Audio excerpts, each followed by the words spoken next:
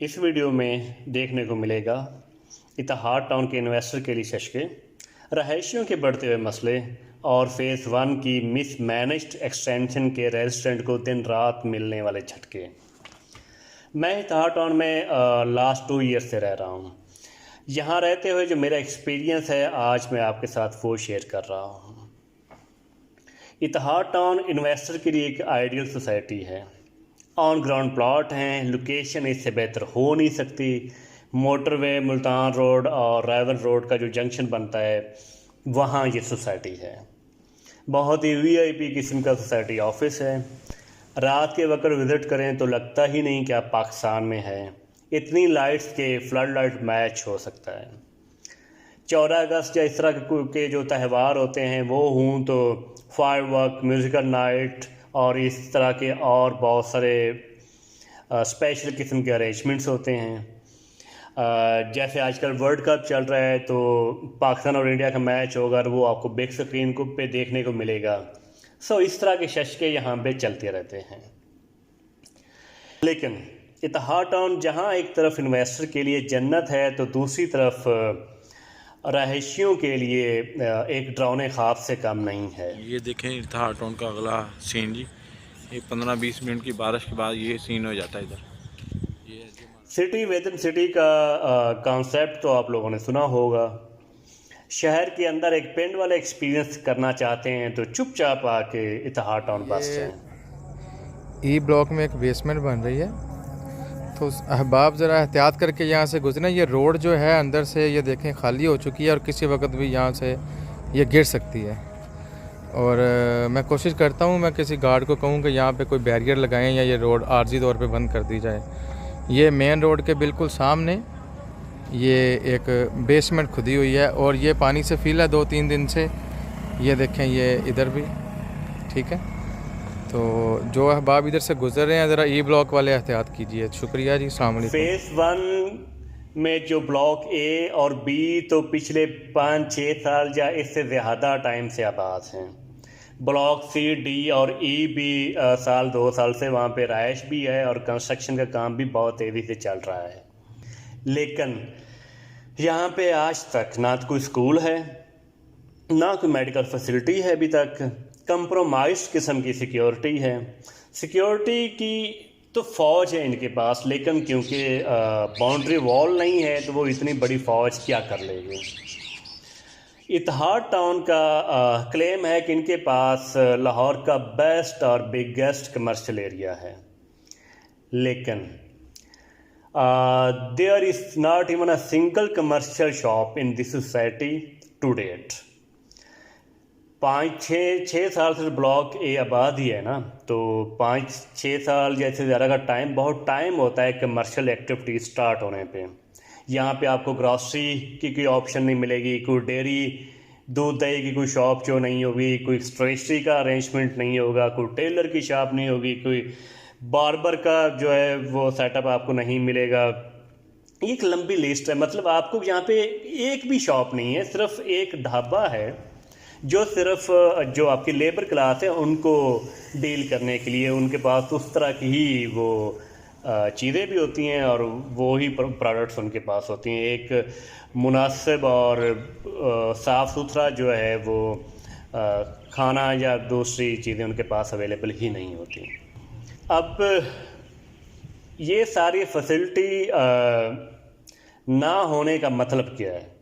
इसका मतलब ये है कि आपको एक एडिशनल कॉस्ट पड़ेगी इस सोसाइटी में रहने के लिए। सिर्फ स्कूल की एग्जांपल ले लें।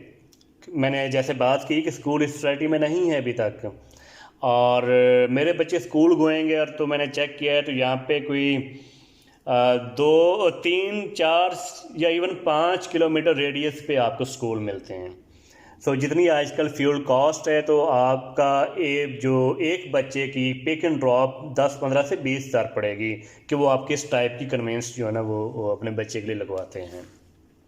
और अगर आपके बच्चे एक से ज़्यादा हैं और डिफरेंट स्कूल में तो फिर आपके बाकी आप हिसाब खुद ही लगा लें। दूसरा भी आपने ग्रॉसरी करनी है, बार्बर के पास जाना है, डेली की चीज़ें सब्ज़ी दूध दही आपने परचेज़ करनी तो आपको सोसाइटी से बाहर ही जाना पड़ेगा। तो उसकी एक ट्रैवलिंग कॉस्ट उसकी भी आपको पड़ेगी। मतलब किसी भी चीज़ के लिए, कोई भी चीज़ आपको चाहिए, छोटी से छोटी आम से आम चीज़, उसके लिए आपको बाहर जाना पड़ेगा। एडिशनल कास्ट के साथ साथ इसका एक और भी जो है नुकसान, वो ये है कि जो फैमिलीज़ जिनके पास एक्स्ट्रा कार नहीं या फीमेल जो ड्राइव नहीं कर सकती, तो जब तक मेल जो है वो घर पे नहीं होगा या नहीं अपने ऑफिस से आएगा, तब तक वो उन्हें कुछ भी अर्जेंट कोई चीज़ या रूटीन की चीज़ भी चाहिए तो वो नहीं परचेज़ कर सकते, क्योंकि उन्हें सोसाइटी से बाहर जाना, सोसाइटी के अंदर से तो उन्हें कुछ मिलेगा नहीं। पार्क तो यहाँ पे है, लेकिन डिसिप्लिन नाम की कोई चीज़ नहीं। ये इस वीडियो में आप ज़रा खुद गौर कर लें कि एक साहब बड़े आराम से एक जॉगिंग ट्रैक पे बच्चों को लेके जा रहे हैं। पहले तो इसको को पूछने वाला नहीं, मतलब सोसाइटी का कोई चेक एंड बैलेंस नहीं, कोई कंट्रोल नहीं, को जो जैसे आए आ जाए, और ये मुझे लगता नहीं कि ये सोसाइटी से है। ये चीज़ें मैंने नोट की। मैं डेली इस पार्क में आता हूँ अपने बच्चों के साथ, तो इसमें मुझे लगता है कि हार्डली 5 से 10% लोग जो होते हैं वो हैं इत्तेहाद टाउन के, बाकी बाहर से आ रहे होते हैं और उनको पूछने वाला नहीं होता, अपनी मर्ज़ी से आते हैं, चले जाते हैं और इस यहाँ का जो एनवायरनमेंट भी डिस्टर्ब करते हैं।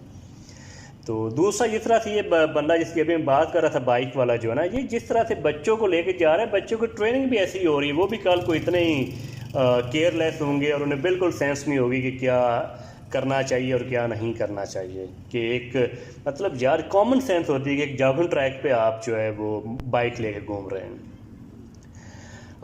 स्पोर्ट्स एरिया यहाँ पे नहीं है। यहाँ की यूथ ज़्यादा आपको पार्क में खेलती मिलेगी, जिसमें फैमिलीज़ जो हैं वो बच्चों के साथ आई होती हैं, वो भी डिस्टर्ब हो रही होती हैं। और बाकी पार्क जो है वो ऑफ कोर्स किसी और पर्पस के लिए होता है, वो स्पोर्ट्स एक्टिविटीज़ के लिए, और वो क्रिकेट जैसी स्पोर्ट्स के लिए तो नहीं है। और अगर पार्क में नहीं खेलेंगे तो ये अपनी स्ट्रीट्स में खेल रहे होंगे, वो अगेन एक एक्सेप्टेबल चीज़ नहीं है।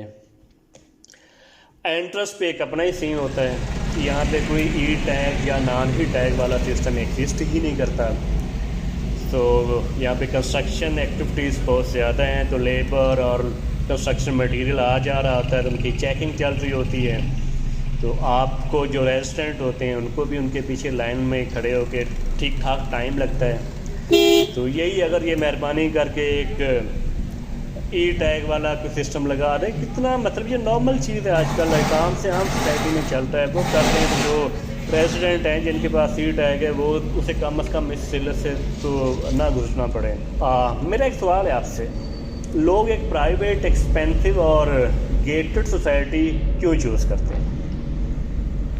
क्योंकि उनको एक अमेजिंग सा कम्युनिटी एक्सपीरियंस चाहिए होता है, जिसमें उनके पास हर तरह की फैसिलिटी उनके एक्सेस में हो, कन्वीनियंस हो, पीस ऑफ माइंड हो, सिक्योरिटी अरेंजमेंट अच्छे हों, आराम और सुकून हो, और स्कूल, हॉस्पिटल और कमर्शियल मार्केट्स जैसी सहूलतें उनके एक्सेस में हों, उनके वॉकिंग डिस्टेंस पे हों, जिस पे वो उसे कोई एक्स्ट्रा जो है वो ट्रैवल करके ना जाना पड़े। लेकिन ये सब कुछ यहाँ पे नहीं है, और लगता भी नहीं कि ये मैनेजमेंट ये कर पाएगी। या तो उनकी इंटेंशन ही नहीं है, और अगर है तो शायद उनकी कैपेसिटी और उनकी कॉम्पिटेंसी नहीं है कि वो वाला एक्सपीरियंस आपको दे सके जो एक प्राइवेट गेटेड सोसाइटी में लोगों को मिलना चाहिए। मेरा ख्याल ये जानते ही नहीं कि कम्युनिटी डेवलपमेंट होती कैसे है। हम सब जानते हैं कि एक कम्युनिटी जो है वो कैसे और कहाँ आबाद होती है, जहाँ ज़िंदगी गुजारने के लिए सफिशेंट रिसोर्सेज होते हैं। पुराने वक्तों में ज़िंदगी गुजारने के लिए जो ज़रूरी रिसोर्सेज हुआ करते थे वो पानी और जंगल से मिलते थे। तो आप देख लें लाहौर जो एक दरिया रावी के किनारे पे जो है ना वो आबाद हुआ है। जैसे जैसे टाइम गुजरता गया, नेचर ऑफ रिसोर्सेज चेंज होती गई। अब आपको मार्केट चाहिए होती है, एजुकेशन, हेल्थ की फैसिलिटीज़ और बाकी जो ज़िंदगी के लिए ज़रूरियात हैं वो आपको जहाँ पे मिल रही होती हैं, अब वहाँ पे आबाद होना शुरू हो जाते हैं। बैरिया की एग्जांपल ले लें, मलिक रियाज ने इसी कॉन्सेप्ट पे काम किया है।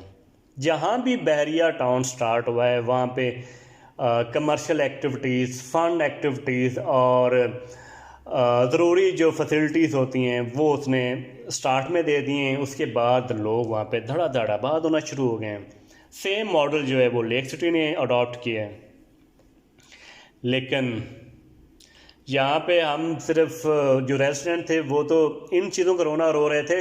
इन्होंने अभी फ़ेज़ 1 की एक्सटेंशन जो है ना वो शुरू कर दी है। वो पहले एक वॉल थी, उसके पीछे जगह थी, उन्होंने परचेज़ कर ली है। अब उस डेवलपमेंट का काम हो रहा है। इन लोगों ने सबसे पहले काम किया, जो वॉल थी, बाउंड्री वॉल थी, वो हटा दी है। भाई वो रहने दो, पहले आप डेवलपमेंट का काम कर लो, बाद में आप वॉल हटा लीजिएगा।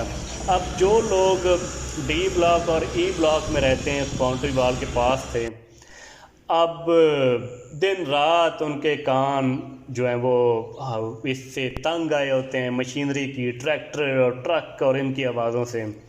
एक तो कान आपके फारेगा और ऊपर से जो है ना वो इतना मिट्टी धूल होती है, इतनी रेत तोड़ रही होती है कि वो आपकी आंखें भी ज़रा रिस्क पे होती हैं हर टाइम। आपके कान और आंखें दोनों ही फारेग, मतलब सुकून ही गया खरे से। मेरा तो मशवरा है इत्तेहाद टाउन को कि ये अपनी सेल्स और मार्केटिंग टीम को जो है वो बैरियर टाउन या लेक सिटी के साथ को 2-3 माह के लिए अटैच करें। ये लोग वहाँ से सीख के आएँ कि एक सोसाइटी कैसे डेवलप होती है और उसमें जो रेजिडेंट होते हैं उनको किस तरह से अकोमोडेट किया जाता है, उनको किस तरह से सहूलतें दी जाती हैं कि वो वहाँ पे ख़ुद भी रहने को प्रेफर करें और वो आगे फर्दर प्रमोट करें दूसरों में कि भाई आप आएँ सोसाइटी में, आपको ये सहूलतें मिलेंगी। और अगर ये सारी चीज़ें स्कूल, हॉस्पिटल या इस तरह की जो कमर्शियल मार्केट जैसी फैसिलिटीज़ देते हैं, तो ये ही इनके लिए मार्केटिंग और प्रमोशन का काम करेगी और इनको एक्स्ट्रा शायद कहीं और स्पेंड ना करना पड़े अपनी मार्केटिंग पे। यही लोग जो है आपको प्रमोट कर रहे होंगे। आपकी एक छोटी सी सोसाइटी है, तो आप जो रह रहे हैं लोग उनको अकोमोडेट कर लें, आपके सारी चीज़ें मैनेज होना शुरू हो जाएंगी।